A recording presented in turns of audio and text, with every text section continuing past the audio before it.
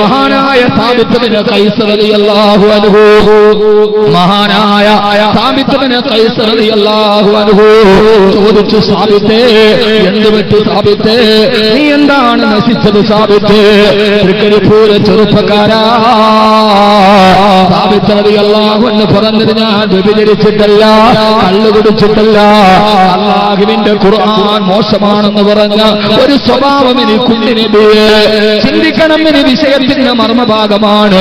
അല്ലാഹുവിന്റെ ഖുർആൻ മോശമാണ് എന്ന് പറഞ്ഞ ഒരു സ്വഭാവം എനിക്കുണ്ട് യാ റസൂലല്ലാഹ്. ഏതാണ് ആ സ്വഭാവം എന്നറിയോ? ആ സ്വഭാവം എനിക്കുമുണ്ട്, നിങ്ങൾക്കുമുണ്ട്. ഇതാണ് മുത്ത് റസൂലിന്റെ മുമ്പിലെ തസ്കിയത്തിന്റെ നിയോഗത്തിന്റെ പരിവർത്തനം. നബിയേ, ഞാൻ ചെയ്യാത്ത കാര്യങ്ങൾ ഞാൻ ചെയ്തു എന്ന് പറഞ്ഞ് ആളുകളെ ഇരുത്തി പുകഴ്ത്തുന്നത് എനിക്ക് വല്ലാത്ത ഇഷ്ടമാണ് നബിയേ. ഞാൻ ചെയ്യാത്ത കാര്യങ്ങൾ പറഞ്ഞു പറഞ്ഞ് എന്നെ ആളുകൾ പുകഴ്ത്തുന്നത് എനിക്ക് ഇഷ്ടമാണ് യാ റസൂലല്ലാഹ്. ഇതാണ് തസ്കിയത്ത്. കള്ളു കുടിക്കുന്നതല്ല, പലിശ വാങ്ങിക്കുന്നതല്ല. അല്ലാഹുവിന്റെ റസൂലേ, ഖുർആൻ അത് പാടില്ലെന്ന് നിരോധിച്ചതാണല്ലോ. വലാ تحسبن الذين يفرحون بما آتوا ويحبون أن يحمدوا بما لم يفعلوا. ചെയ്യാത്ത കാര്യങ്ങൾ ചെയ്തു എന്ന് പറഞ്ഞിട്ട് ആളുകൾ പുകഴ്ത്തുന്നത് നിങ്ങൾക്ക് ഇഷ്ടമാണോ? അത് ഉപേക്ഷിക്കണേന്ന് അല്ലാഹു എന്നോട് പറഞ്ഞതാണ്. സുബ്ഹാനല്ലാഹ്, സുബ്ഹാനല്ലാഹ്. ഞാൻ പറയുന്നത് മദ്യപാനത്തെ കുറിച്ചല്ല, ലഹരിയെ കുറിച്ചല്ല. അങ്ങനെ ഒരു ദുസ്വഭാവമുണ്ട് നബിയേ. ഹലഖ്തു യാ റസൂലല്ലാഹ്, ഞാൻ നശിച്ചു പോയി തിരുദൂതരേ. ഹബീബായ നബി തങ്ങൾ പറഞ്ഞു, സാബിത്തേ ഇല്ല ഇല്ല, നീ നശിച്ചു പോയിട്ടില്ല സാബിത്തേ. അമാ തറലാ,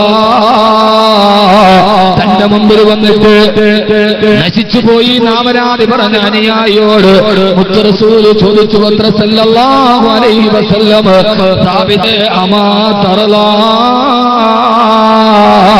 നിനക്കിഷ്ടമാണ് സാബിത്തേ അന്ത തഈശു ഹമീദാ വതമൂതു ഷഹീദാ വതദ്ഖുലുൽ ജന്ന.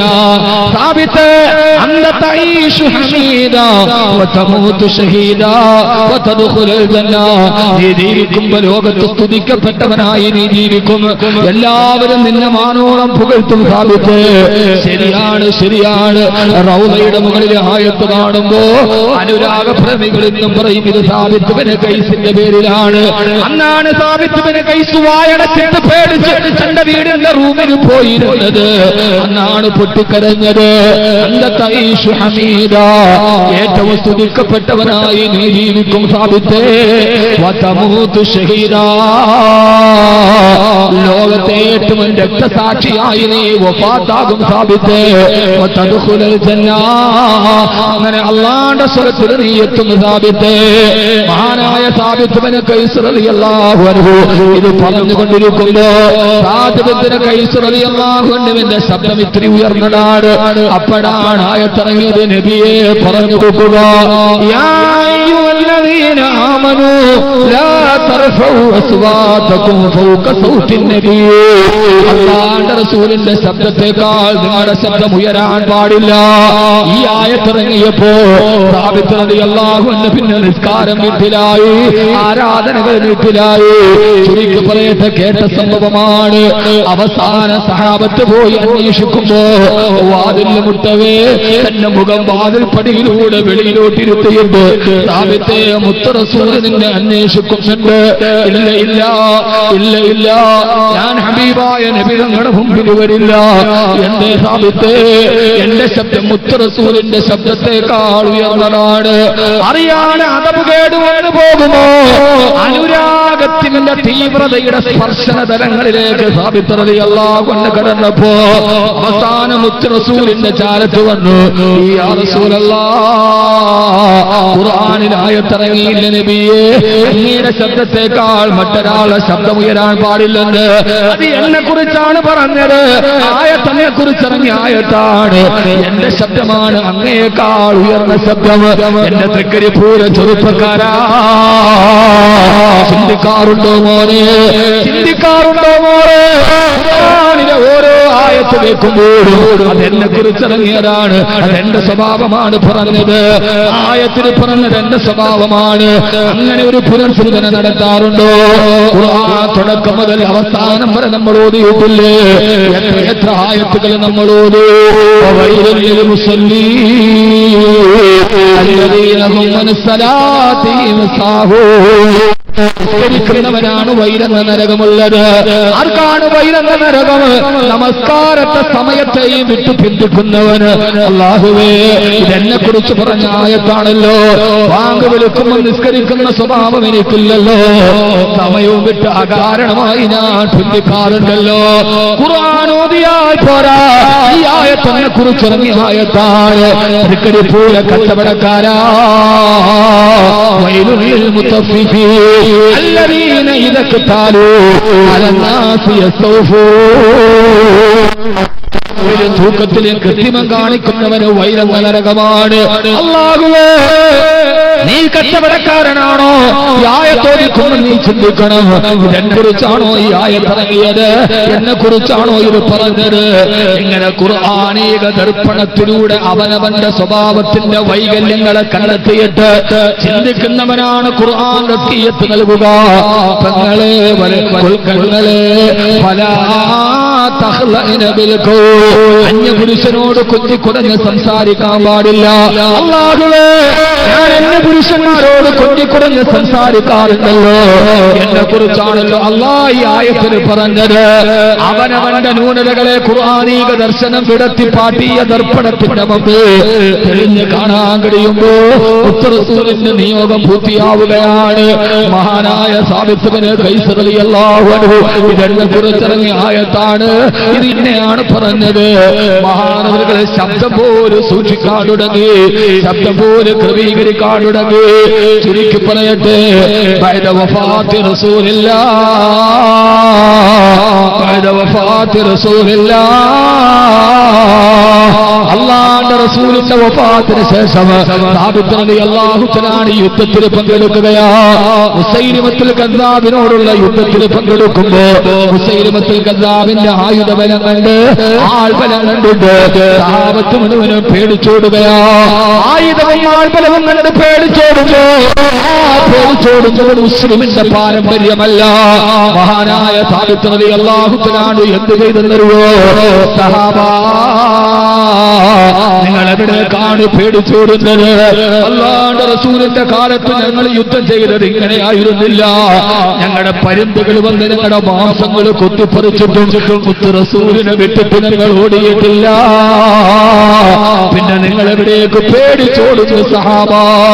സാബിത്ത് ഇബ്നു ഖൈസ് റളിയല്ലാഹു അൻഹു അടുത്തു നിന്ന രണ്ട് സഹാബത്തിനെ വിളിച്ചുകൊണ്ട് സയ്യിദ് റളിയല്ലാഹു അൻഹുവിന് എന്നിട്ട് പറഞ്ഞു, സയ്യിദേ, ഈ മരുഭൂമിയിൽ യുദ്ധപ്പറമ്പിൽ ഒരു കുഴി കൊടുക്കുക.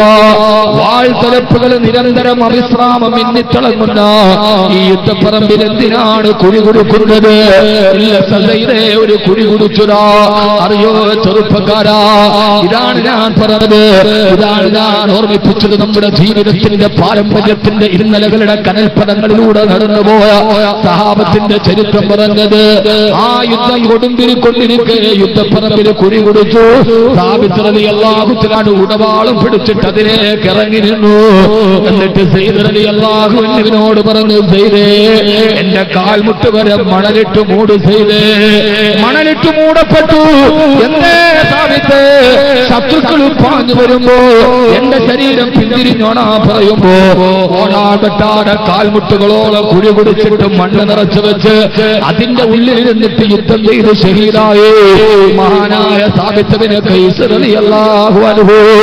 മഹാനായ സാബിത്ത് ഇബ്നു ഖൈസ് റളിയല്ലാഹു അൻഹു അഭിനവകാല സമൂഹത്തിനോട് മുത്തറസൂലിന്റെ നിയോഗം വരുമ്പോ എതിരാളികൾ ആയുധം കാണിച്ച് ആൾബലം കാണിച്ചിട്ട് നമ്മളെ പേടിപ്പിക്കുമ്പോ ഏക സിവിൽ കോഡ് നടപ്പാക്കുമെന്ന് പറഞ്ഞ് പേടിപ്പിക്കുമ്പോ സമസ്തയുടെ മക്കളെ വിളിച്ചു പറയണ പേടിപ്പിക്കണ്ട, വാറോല കണ്ടിട്ട് ഭയപ്പെടുത്തണ്ട, ഒളിഞ്ഞോടുമെന്ന് പിന്തിരിഞ്ഞോടുമെന്ന് കരുതയിട്ട് മരുഭൂമിയിൽ കുഴി കുടിച്ചിട്ട് മണലിട്ടിട്ട് യുദ്ധം ചെയ്ത ഒരു സമുദായത്തിന്റെ പിന്തുണക്കാരാണ് നമ്മൾ. ഇതെന്തിനു വേണ്ടിയാണ്? ഇത് ലോകത്തെ ശാന്തി വിധിക്കാനല്ല, ഇത് സൗഹാർദ്ദം തകർക്കാനല്ല. ഇത്തിബാഉൽ സുന്നത്തിൻ നബിയിൽ മുസ്തഫ സല്ലല്ലാഹു അലൈഹി വസല്ലമ തുടങ്ങട്ടെ നാട് ഭീരുക്കളാവാതെ ധൈര്യവാന്മാരായി നിൽക്കാൻ ലോകത്തോട് പറഞ്ഞ പ്രതിസന്ധികളും പ്രയാസങ്ങളും വരുമ്പോ അല്ലാഹുവിന്റെ ദീനിന്റെ സംരക്ഷകരായി നിൽക്കാൻ, എന്നെ തോൽപ്പിക്കാൻ ഒരാൾക്ക് കഴിയില്ല. നമുക്ക് ആൾബലമല്ല വേണ്ടത്, ആദർശത്തിന്റെ ബലമാണ് വേണ്ടത്, സുന്നത്തിന്റെ പിൻബലമാണ് വേണ്ടത്. അതുകൊണ്ടല്ലേ ഫലസ്തീനുകളെ തകർക്കാൻ പറ്റാത്തത്. നിങ്ങൾ ഫലസ്തീൻ കണ്ടിട്ടുണ്ടോ? ഇസ്രായേലിന്റെ മധ്യഭാഗത്തുകൂടി ഫലസ്തീൻ ഒരു മതിൽ പണിതിട്ടുണ്ട്. ആ മതിൽ ധാരാളം ആളുകൾ അറബി ലിപിയിൽ അവരുടെ ചരിത്രം എഴുതി വെച്ചിട്ടുണ്ട്. അവരുടെ വീടുകളെ തകർത്ത് തരിപ്പണമാക്കി അതിന്റെ മുകളിലൂടെ മതിൽ കെട്ടുമ്പോ കഴിഞ്ഞ എന്റെ യാത്രയിൽ ഞാൻ താമസിക്കുന്ന ഹോട്ടലിന്റെ ജനാല തുറന്നിട്ട് വെളിയിലോട്ട് നോക്കുമ്പോ ഇസ്രായേലിനെയും ഫലസ്തീനെയും വെട്ടിമുറുക്കപ്പെട്ട ദീർഘമായ മതിൽ, ഓരോ മീറ്ററിന്റെ ഉള്ളിലും അവിടെ പണ്ട് താമസിച്ച ആളുകൾ അവരുടെ അനുഭവം എഴുതി വെച്ചിട്ടുണ്ട്. അവരെഴുതി വെച്ചത് എന്തെന്നറിയോ? ഞാൻ എല്ലാം വായിച്ചു നോക്കുമ്പോ ഒരു പെൺകുട്ടി എഴുതി വെക്കുകയാ, രാത്രിയിൽ എന്റെ ഉപ്പാന്റെ ഉമ്മാടെ ചാരത്തിരുന്ന് എന്റെ മക്കൾക്ക് ഞാൻ ഭക്ഷണം വാരിക്കൊടുത്തപ്പോ ഇസ്രായേലിന്റെ ബുൾഡോസറുകൾ പാഞ്ഞു വന്നു. അരുതേന്ന് നിലവിളിക്കുന്നതിന് മുമ്പ് വികലാംഗനായ എന്റെ പിതാവിന്റെ ശരീരത്തിലൂടെ ബുൾഡോസർ കയറിയിറങ്ങി.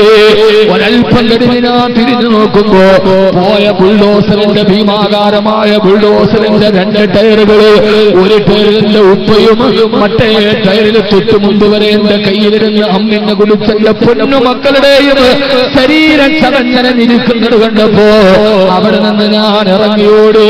എന്റെ വാപ്പയുടെയും എന്റെ രണ്ട് പിഞ്ചു മക്കളുടെയും ചതഞ്ഞരഞ്ഞ ശരീരത്തിന്റെ മുകളിലാണ് ഈ മതിൽ പണിയപ്പെട്ടതെന്ന് ഫലസ്തീനിന്റെ കഥ പറയുമ്പോ എന്റെ സഹോദരങ്ങളെ ക്ലസ്റ്റർ ബോംബുകൾ വർഷിച്ചിട്ടുണ്ട്.